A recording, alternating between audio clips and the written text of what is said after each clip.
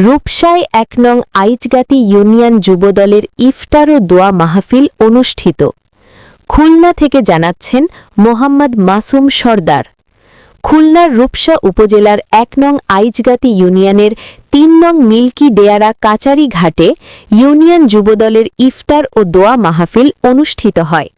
১৫ই মার্চ রবিবার বিকাল ৫:৩০টায় যুবদল নেতা জামাল হাওলাদারের সভাপতিত্বে উপস্থিত ছিলেন খুলনা জেলার স্বেচ্ছাসেবক দলের সহ দপ্তর সম্পাদক মোহাম্মদ মাসুদ হোসেন, ২১ নং ওয়ার্ড শ্রমিক দলের সভাপতি মোহাম্মদ রিপন আকন, সদর থানা হ্যান্ডলিং শ্রমিক দলে সাধারণ সম্পাদক মোহাম্মদ কাউসার আলী মোল্লা, মোহাম্মদ আজিজুল ইসলাম, উত্তর রূপসা ছাত্রদলের আহ্বায়ক হৃদয় আহমে, ৩ নং মিল্কি ডেয়ারা বিএনপি সাবেক সভাপতি সোবহান হাওলাদার, ৩ নং ওয়ার্ড স্বেচ্ছাসেবক দলের সভাপতি গরিবুল্লাহ জাকির, মিল্কি ডেয়ারা ওয়ার্ড শ্রমিক দলের শাহাদাত বেপারী, সোবহান হাওলাদার।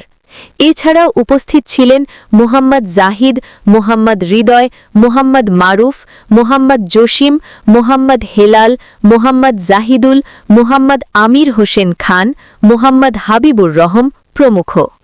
দোয়া পরিচালনা করেন মিল্কি ডেয়ারা মসজিদের ইমাম ও খতিব মুফতি হুসেন আহমেদ।